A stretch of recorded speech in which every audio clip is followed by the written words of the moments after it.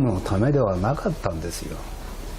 8月17日に秘密に朝鮮総督夫人がたくさんの荷物とともに釜山に到着しました。朝鮮で収集した貴重品だったんです。都庁側で用意した船に乗ってすぐに日本へ向かいましたが、船はすぐに沖で座礁しました。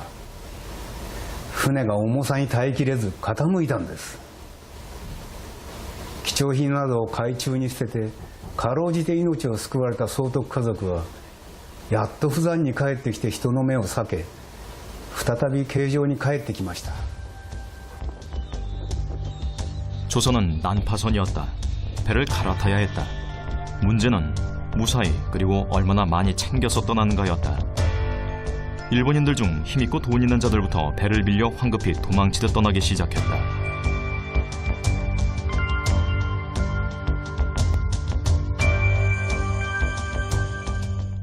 전쟁으로 황폐했던 거리에 갑자기 물자들이 넘쳐났다. 패전으로 공황에 빠진 일본인들이 가져가기 힘든 가구나 현금화할 수 있는 물건들을 대량으로 쏟아낸 것이다.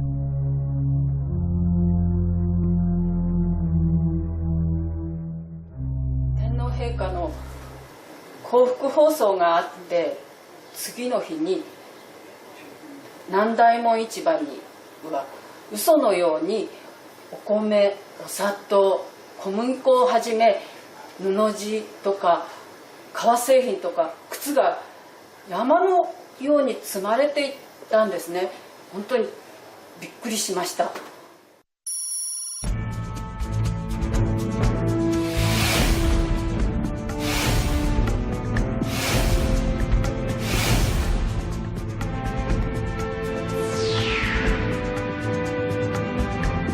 8월 18일 총독부는 총독부에 걸려있던 일왕부부의 사진을 수거 소각하며 전국의 각 기관에도 소각을 명령한다.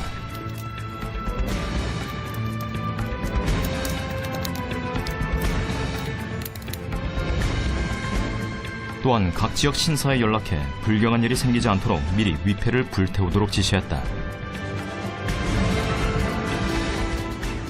여운형을 위원장으로 하는 건국준비위원회는 패망한 일제로부터 자주적으로 정권을 접수할 준비를 착착 진행해 나갔다. 각 지역 건국준비위원회가 경찰서와 도청, 학교 등 주요 관공서를 접수하고 지역의 권력을 장악했다. 경성에서는 경성방송국, 경성일보 등 주요 기관들이 조선인의 손에 넘어왔다. 그러나 이때까지 조선 총독부는 바라만 보고 있었다. 조선 여운형이 치안협력위원회를 한다고 했는데 보니까 그게 아니라 건국준비위원회라고 하는 완전히 새로운 조선의 준비, 권력을 발족시켜버린 거예요. 그리고 모든 기관, 중요 시설, 경찰서, 방송국 등등 해서 전부 접수를 해버립니다. 그러니까 일본 사람들이 굉장히 당황한 거죠.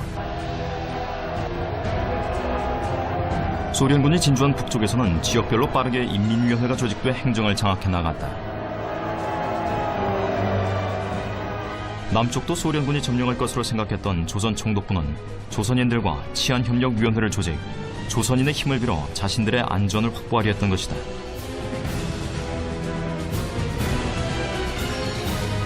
그러나 이상하게 소련군의 남하가 늦춰지고 있었다.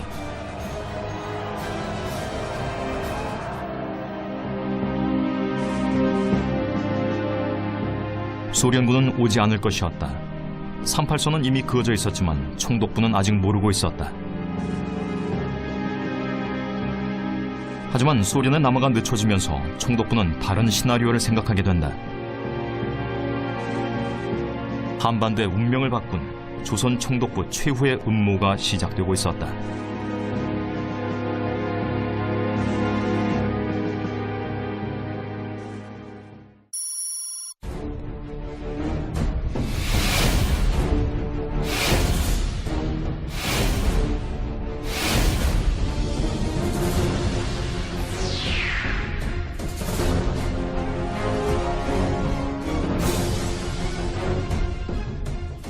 (8월 20일) 일본은 필리핀의 메가더 사령부로부터 미소 양국에 의한 한반도 분할 점령 사실을 통보받는다.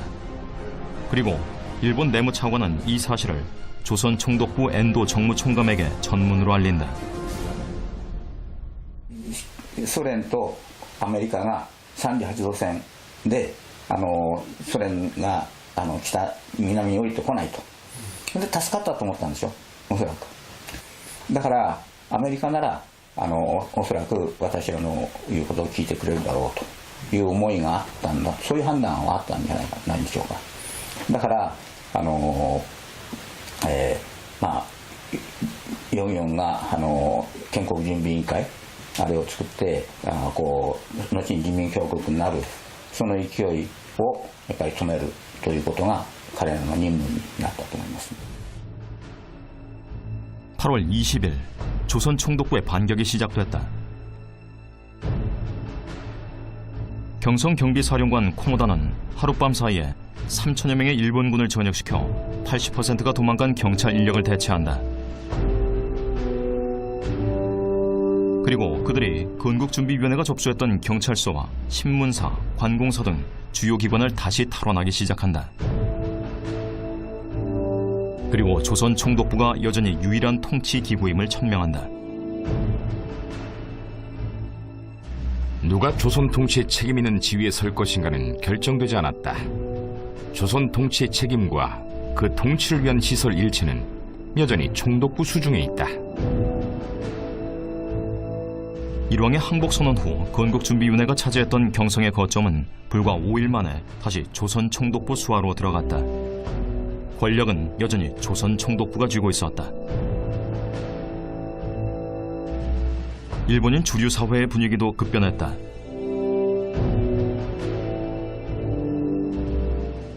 (8月21日に数日前まで使える家具を売った人々が再び生活用品を買い入れ始めました。機嫌ばかり伺っていた教授仲間も朝鮮人自治にはありえないことと発言しました。混乱を収拾し日本人を保護するべき軍部と高官たちまで今になって断固として威信を立て大げさに振る舞うこと自体失笑を禁じ得ませんでした。 총독부의 다음 숙제는 미군을 어떻게 맞을 것인가였다. 가장 최악의 상황은 북쪽에서 소련군이 인민위원회 권력을 넘긴 것처럼 미군이 총독부를 해체하고 조선인들에게 권력을 넘기는 것이었다. 총독부는 그것만은 막아야 했다.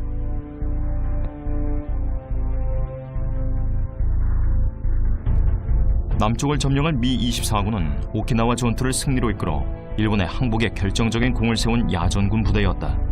하지만 행정 경험은 전무했고 조선에 대한 정보는 전혀 없는 상태였다. 사령관 하지 역시 전투밖에 모르는 군인이었다. 8월 25일 조선 총독부는 하지 중장에게 전달할 비밀 문건을 작성한다. 治安確保のために日本の軍人や警察を使うようにお願いしたい。これが朝鮮内の不安と暴動を防ぐのに最適な道です。この機会に朝鮮人共産主義者は日米間の関係を悪くする行動を起こそうとしているから、できれば朝鮮総督府官僚にこの事情を話し、関係を悪くする者たちが入り込めないように注意することを希望する。 이 비밀 문서의 핵심은 두 가지였다. 하나는 지금까지 사용했던 조선은행권을 계속 사용하기를 바란다는 것. 또 다른 하나는 자신들은 미군의 편에 서서 조선인을 소련의 편에 선 공산주의 폭도 집단으로 각인시키는 것이었다. 새롭게 시작된 미국과 소련의 틈을 파고드는 술책이었다.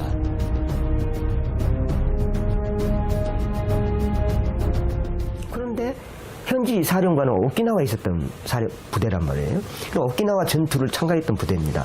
그러니까 이 부대들은 그러니까 이제 전쟁이 끝나서 자기들은 이제 고향으로 돌아가야 되는데 가장 미군의 입장에서 한반도에 가장 가깝게 있기 때문에 그 명령을 받은 겁니다. 그러니까 이거 근데 일본 사람들이 와서 지금 한반도는 막 전쟁 막 거의 폭력 사태고 치안 문란 상태고 그다음에 막 미군 상륙을 위해서 무슨 대비를 하고 총으로 막 방어하려고 하고 막 이런 온갖 그 거짓 정보를 다 흘려대는 거예요. 8월 30일부터 9월